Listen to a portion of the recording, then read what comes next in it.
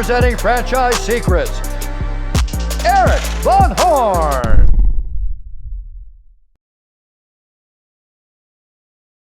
Hey listeners, if you're not in the Franchise Secrets Facebook group, what are you waiting for? It's franchisesecrets.com/Facebook.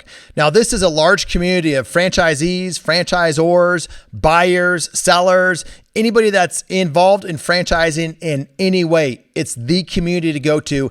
Ask your questions, get answers, help people out, and get help. It's franchisesecrets.com/Facebook. Welcome to the Franchise Secrets Podcast. Your host, Erik Van Horn, here today with two guests. Number one, Scott Duncan, my sidekick. Hi, guys. And Pocahontas. This episode is brought to you by Crazy Good Eggs. And the reason I have Pocahontas here with Crazy Good Eggs, which is my daughter's chicken egg business, is the big question today is, what comes first, the chicken or the egg? We're going to be talking about that within the context of franchising. Hey, girls, can you come get your chicken? Yeah.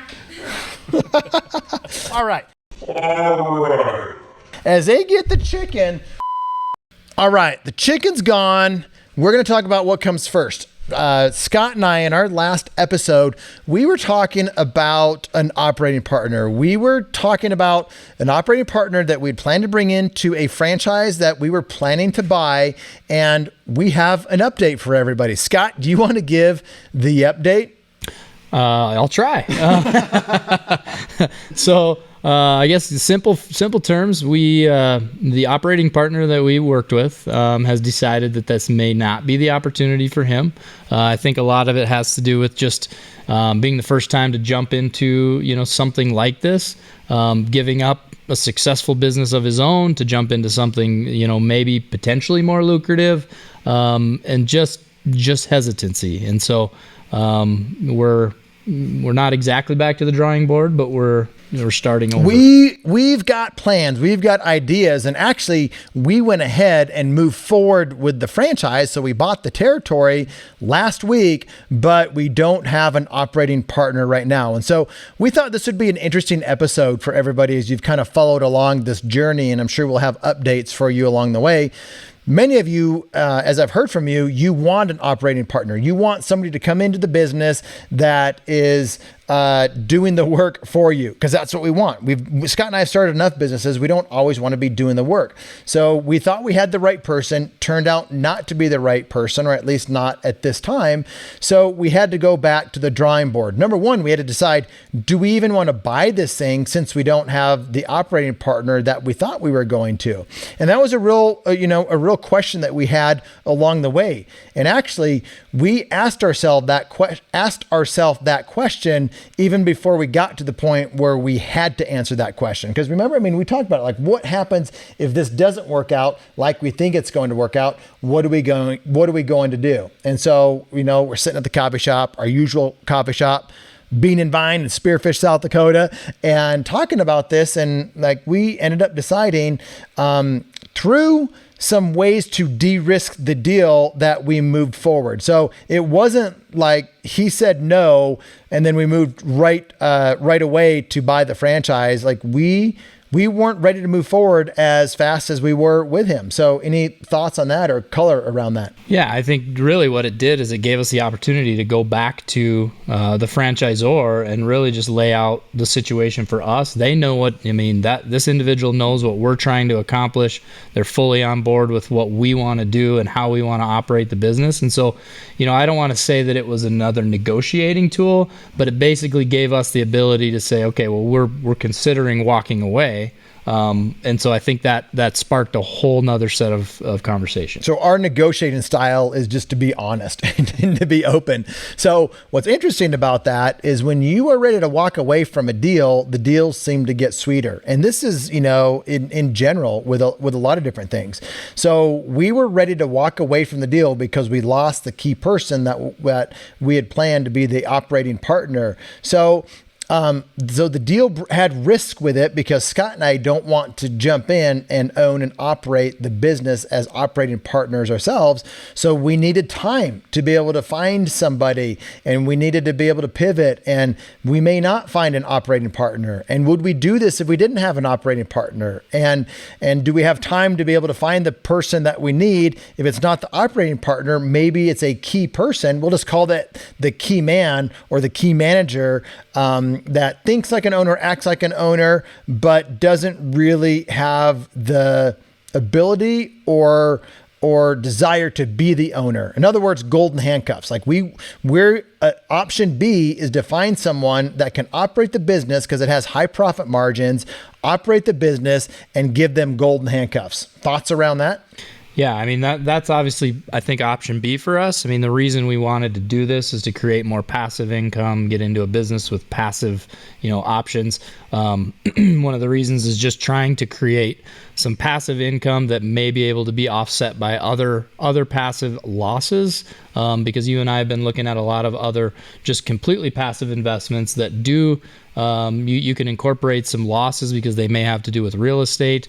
If we have active income, we're not able to really utilize those losses. And so that was one of the big reasons So Scott's getting into the weeds. He is getting way into the weeds, which I think is great, because that's important. I mean, when you are working in the business and whether you're a consultant or you are actively working for that money, that's typically active income. Well, we'll state it right now. We're not CPAs. We're not giving financial advice for sure, but we do like to learn things from really smart advisors that we have around us. And we have the same advisor as our CPA financial advisor that's giving us some of this advice that we get. And as you start to step away from a business as an active owner, active role, active hours into the business, you can take that income, and that can be classified as passive income versus active income. So depending on where you have different types of losses in whether your investment strategy and whatnot, it's really, you need to look at, do you want more active income or do you want more passive income? And even in terms of your investments. So Scott, any more thoughts or color around that? Yeah, I think simply put, you can't offset active income with passive losses. Right? That's really the way that I understand it. What I'm looking into now with one of my other businesses that is being treated as active income. If I can change that to passive income by documenting correctly, making sure that the IRS considers that passive income because I'm not an active owner in the business, then I will be able to utilize passive losses to offset that income. So one of the things that we like is passive income. Scott and I are both big passive income guys and getting bigger into that. Like, we are actively looking for passive income opportunities. And with that comes tax strategy. And you want passive losses. Doesn't mean you're losing money on your investment. It means, let's say you have an investment for $100,000, just to keep things simple, because I like simple math, because I was a straight C student. You were probably maybe C plus, just a C plus student, just a little bit smarter. Anyway, I'll check on that. I'll ask for his grades later. But $100,000, you invest that into a passive income opportunity that has immediate losses. What would be an example of a passive income opportunity that has immediate paper losses? Well, real estate is probably the biggest one that everybody's familiar with. So if you have, rental properties, that's passive normally, that a lot of times you have depreciation and losses there. So even expenses to buy the property, to buy the property, and then you don't have income coming in against that property, especially if you buy it late in the year. You have a lot more expenses than you do income, and now you can offset those expenses. And there's even real estate syndication deals that you don't even have to buy the real estate yourself, but you're involved in with a group that is doing all the work, the active work in the deal, and it's a passive income opportunity and passive investment opportunity for you, but there's real passive losses that come in that first year that you may get to participate in. That would be another example. And so that's why we're looking at this business. How do we want to set this new franchise up? And so if we're going to be more active, that's just the way it is. If it's going to be more passive, that's ideal for us. And so one of the things that we're doing is number one, we would like to find an operating partner.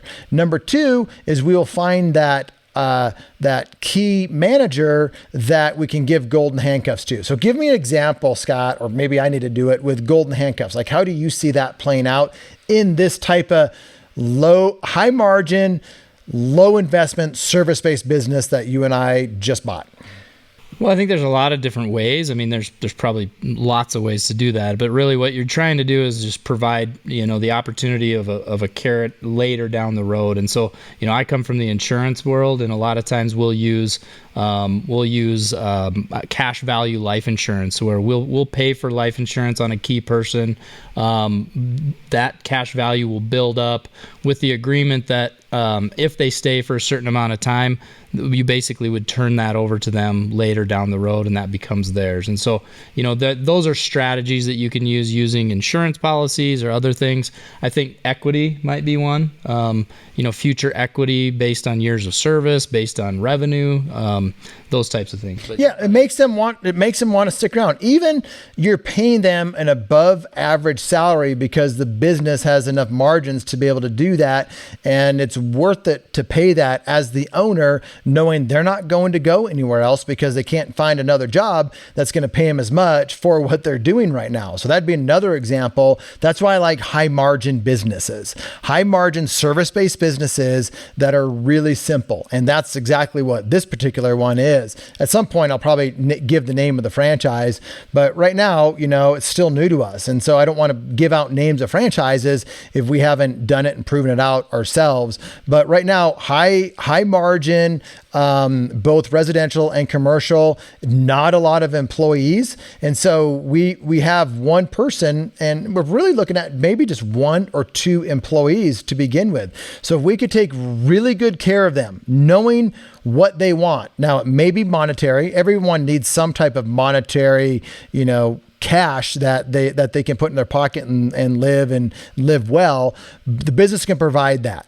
But there's also other things in there that may be important to this person. Maybe it's a side hustle that they want to have. Maybe it's some extra flexibility or extra freedom or some seasonality to it, where we embrace the seasonality versus fighting the seasonality of it, where they can take extended vacations, and that's okay. So there's other things that come along with kind of those golden handcuffs, meaning just we want this person to want to never leave. Like, that's our goal. Like, if we if they're not going to run the business for us, but they're going to run most of the business for us because that's their role, how do we set it up to where they are empowered and they'll never want to leave us? That's what I think of golden handcuffs. So it's going to be different at different times for different people, but anything else that you can think of what we would want to do with this particular business to give someone that type of golden handcuff opportunity? No, I think it's just like you said. I mean, we just have to create something that somebody's going to want to stay. I think there's going to be enough, hopefully revenue, enough profit to be able to do that. We want to be generous so that we don't have to worry about it. And that's kind of the key to it, I think. I think that's another point, though, with profit. Let's say a business makes $100,000 for round numbers. And let's say we could make, with a manager, well, that's net to us. After paying a manager a normal salary, net to us is $100,000. Would I want to devote another $20,000 to somebody's $50,000 a year salary to where they would never want to leave because they could never find another job for $70,000 doing what they're doing in that type of environment? It's a real simple answer for me. The answer is yes. I would do that all day long, because all of a sudden that becomes a lot less headache for me. And if I could, spend, $20,000 to be able to achieve that, it's worth it. Yeah, I think the balance comes in making sure you have that right person, though, because if you overpay from the beginning, it's really hard to make that change. Especially, a lot of times, in my experience anyway, I've known that a change needs to be made a lot sooner than I've actually made the change. That's something that, I think every business owner probably struggles with. But so it's, paying too much too soon can be a problem as well. Yeah, because you have to, that's a great point, because as owners, sometimes we're like, okay, we got the right person, but are they the right person? You think they are. So would I do that? Yes, I would pay another $20,000 to have the right person to be able to do that. But there's a difference between I would do that and are they the right person? And maybe they've been successful in one thing, but have they been successful to your standards in this new thing? Because any new business, there's going to be surprises. There's going to be things that you didn't anticipate. There's going to be things that they end up not liking about the business, and things that you don't want them to do. But if you've already given them the $20,000 in this case, because you don't want to deal with it, then, that's a problem that you're going to have to fix later on. And I'll tell you from multiple times of experience doing this, it's no fun having to fix that stuff. So I think that's an excellent point. So how would you do that, Scott? Like, how would you kind of structure something like that, even in a conversation with somebody that you're exploring that type of relationship with? Well, I like the business that we're talking about because we have the opportunity to maybe create a commission structure, right? And so, if you can lay out the road, the path for them to be able to get to where they want to be, but they have to go out and do it. I think that's a really powerful way to do it, because I come from a sales background. That's what motivated me when I first got into business. Is what? Give me a challenge, give me a reward, and I'll go get it. And so, that I think is a good way to do it. And then asking somebody, a lot of times if you're hiring someone for that type of a position, would they rather make X, or would they rather make a little lower, a little less than X, but with the ability to make a lot more? And that's the type of person that I'm looking for, that's going to say, I would give me less money, but give me an opportunity to make double, and I'll go do it. Those are the people we're looking for. Well, there's one thing for sure. You're going to get the truth here on the Franchise Secrets podcast. Things that work well, things that didn't work out like we wanted them to. And in business, things will not work out like you want them to 100% of the time. We thought we had the right person. It wasn't the right person, which means they were the wrong person.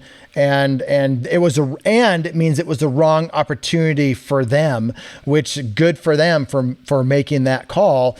But things are always changing. Things are in business are difficult. So if you're thinking about buying a franchise, you just know it's not going to be easy. And I was thinking about this, Scott. It's never easy getting into business. But I was talking to some of my buddies who've done very well in franchising, and they were complaining to me. They're whining and complaining like little babies, and I have their faces in my mind right now. And at the same time, they were complaining about franchising, making millions.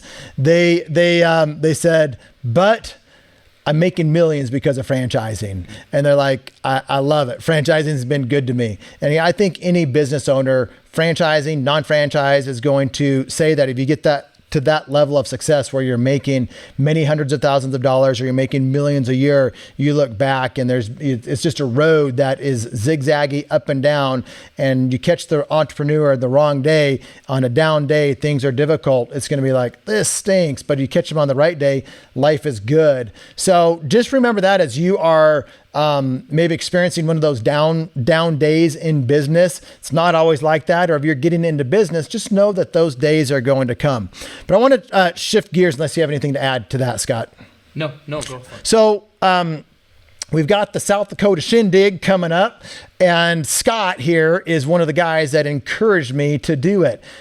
Partly because he didn't have to do any of the planning, even though he did offer to help, and he is going to help, but he's not going to be having to do all the heavy lifting.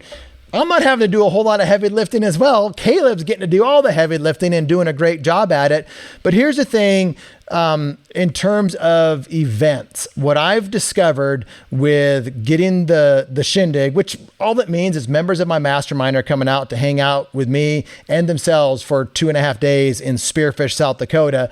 And now I have some other people that have wanted to come, asked if they could come, that are friends of mine doing really cool stuff in business. Some investors are coming out. So it's going to be a really, really interesting time, but it's all about relationship. I've set this thing up to foster relationship. I've been to so many different masterminds over the years, and I look back and like, what are some of the most valuable times in the mastermind? And guys, whether it's a convention that you go to, whether it's a conference that you go to, some of the most valuable times is outside of the main room. Unless there's an incredible speaker, some of the most valuable times in these masterminds is building actual relationships with the people that are attendees. And you have to build them with the right people, but you find the right person at the event, at the franchise convention, wherever you are, and you build actual relationship with them. And so when I created this event, I said to myself, it's all going to be about relationships. So we have 2.5 days full of just people getting to know each other. We'll have some different panels and different things like that. But in terms of, you've been around some different masterminds now, Scott. You've been around franchising. You know the importance of relationship. Like, what are you excited for about the shindig or just relationship building in general? Any tips or any thoughts that you would have for the audience? Just exactly what you said. I cannot wait to meet, probably a lot of the people that are hopefully listening to this video, over the last couple of years. Getting more relational on, virtually, meeting people from all over the country, your mastermind. It's been a huge opportunity to get to know people that are like-minded. You and I live in Western South Dakota. There are a lot of really good business owners here, really good, but not a lot of people that are exactly like-minded. And so I just can't wait to meet everybody in person. Hopefully, like you said, foster some of those relationships, because what I've found is that everybody's kind of looking for the same opportunities, and sometimes it's just a matter of asking. And I've asked questions before that I've just been shocked at the answers in a good way. So. I think that's a good point. So you don't have to go to a live event, but if you get active in a Facebook community, we've got the Franchise Secrets group. Go to franchisesecretsgroup.com. and it'll take you into the Franchise Secrets Facebook group. Get active in there. I cannot tell you how valuable that free group will be. You put a question in there, I need help with X, Y, and Z. There are going to be incredible franchisees that will reach out to you and say, hey, I can help with this. And I know it because I know a lot of the very successful franchisees in that group, and they are the ones responding to people and actually helping them out. So you don't have to spend a lot of money to go to an event. You don't have to join the Franchise Tribe Mastermind to be able to access that type of stuff. You will have members, mastermind members, reach out to you, offer to help you for free. So I encourage you to just get more active in the Franchise Secrets Facebook group. And then Scott, anything else? Anything around business and advisors, chicken and the egg, operating partners that you want to talk about today? No, I think the only thing that I would say, just kind of going back to our initial discussion, is, it's probably pretty rare when we would just decide to wire money like we did last week without our plan in place. And at some point we'll hopefully be able to kind of disclose the terms of what we did to de-risk that. But I definitely wouldn't always advise doing that. So we did due diligence. So we absolutely did due diligence on the brand. We lost our operating partner. So we had a choice either to do it or not. And going back to de-risking, like when I look at investments, passive investments, active investments, businesses, I always look, how can I de-risk the deal? And there's a lot of different ways to de-risk the deal. Some of it's in an agreement. Some of it's in just the structure of it. There's so many different ways to de-risk a deal, especially in the passive investing side. If you can have the right terms of the deal, if you can get your capital back as fast as you can, that's a de-risking opportunity. So we were able to do some really cool things with this opportunity to de-risk that deal that really made it a no-brainer. And I'll say this, if we were so excited, we would have just jumped into it and had and without the terms that we got, we wouldn't have done it. We just wouldn't have done it.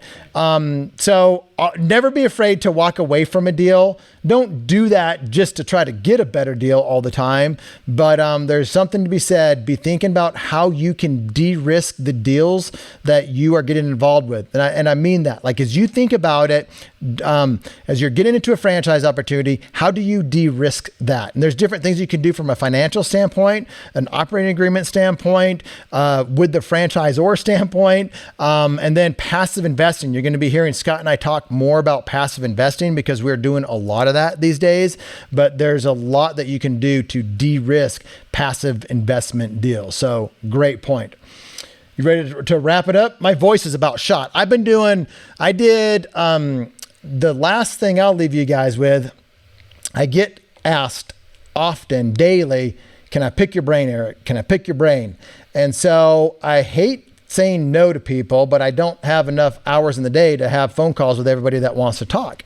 So what I told Caleb a couple weeks ago, I said, I will open up today, which is today. It's a Thursday. And I said, I will let people book on my calendar for 20 minutes to pick my brain.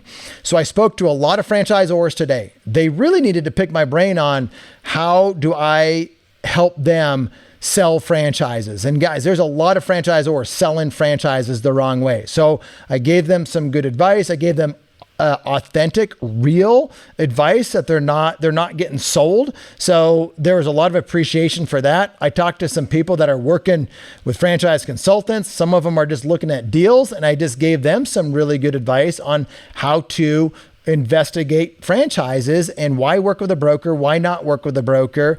So I'll be dropping some of this out as content because the Pick Eric's Brain Day was all recorded.